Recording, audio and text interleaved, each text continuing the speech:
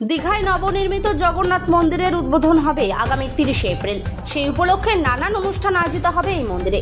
দীঘায় জগন্নাথ মন্দিরের উদ্বোধনের নানা অনুষ্ঠানের ছবি কোচবিহারবাসীর সামনে তুলে ধরতে অনুষ্ঠানটি সরাসরি সম্প্রচারিত করার উদ্যোগ নিল কোচবিহার পৌরসভা ও জেলা প্রশাসন। সেই উপলক্ষে আগামী 30 তারিখ কোচবিহার মদনমোহন বাড়ির সামনে লাগানো হবে এলইডি স্ক্রিন। সেখানেই সম্প্রচারিত হবে পুরো অনুষ্ঠান। শুক্রবার কোচবিহার পৌরসভায় সাংবাদিক বৈঠক করে এমনটাই জানালেন কোচবিহার পৌরসভার চেয়ারম্যান রবীন্দ্রনাথ ঘোষ। মমতা ব্যানার্জির শুভ উদ্যোগে দীঘায় 250 কোটি টাকারও বেশি খরচ করে ঠাকুর জগন্নাথ দেবের মন্দির স্থাপন করেছেন। সেই মন্দিরের শুভ উদ্বোধন হবে 30 এপ্রিল। 29 এপ্রিল যজ্ঞ হবে।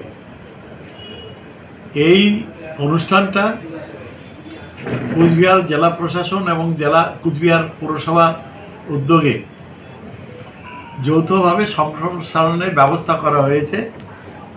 কোচবিহার ঠাকুর মদনমোহন বাড়ির সামনের রাস্তায় সেখানে আমাদের এলইডি স্ক্রিন থাকবে এবং সেখানে সেদিন কীর্তন ভজনের ব্যবস্থা থাকবে, অন্যান্য ছোট ছোট কিছু নৃত্যের অনুষ্ঠান থাকবে। সেদিন সেটা সম্প্রচারণ করা হবে।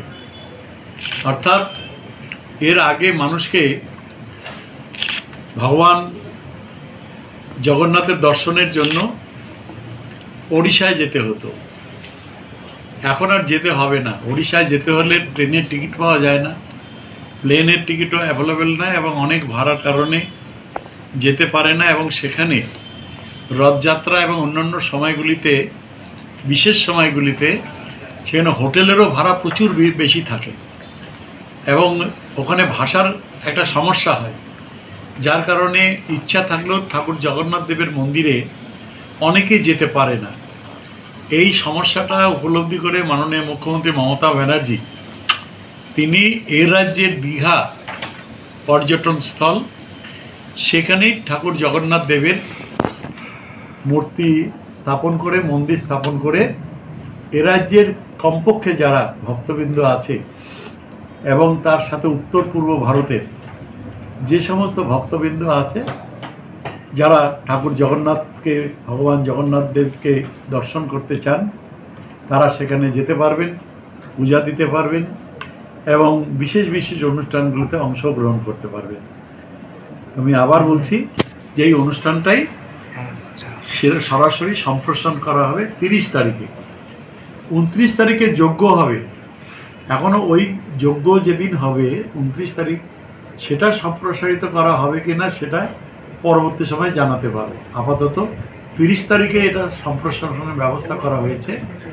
কোচবিহারবাসীকে এবং শহরবাসীকে আপনাদের মাধ্যমে আমন্ত্রণ জানাচ্ছি। 30 তারিখে নির্দিষ্ট সময়ে যেটা ঘোষণা করা হবে সেই সময় দয়া করে আপনারা আসবেন। এসে এই যে একটা ইতিহাস তৈরি হচ্ছে, এই ইতিহাসের সাক্ষী আপনারা হবেন। এই উপলক্ষে কি মদনমোহন বাড়িতে সেদিন কোনো যজ্ঞটজ্ঞ কিছু হবে? ওরা আজকে আলোচনা করছি প্রশাসনের সাথে যে যজ্ঞ যদি করা হয় সেখান থেকে নির্দেশ নিতে হবে, অনুমোদন নিতে হবে, নিয়ে 29 তারিখে সেটা করা হবে। ওটা এখনো ফাইনাল হয়নি, কিন্তু সম্প্রসারণ যেটা উদ্বোধনের মাননীয় মুখ্যমন্ত্রী উদ্বোধন করেন, তার সম্প্রসারণ অনুষ্ঠানটা 30 তারিখে সম্প্রসারণ করা হবে। বলছি দাদা, এই অনুষ্ঠানটা কি রাজ্যের নির্দেশে হচ্ছে?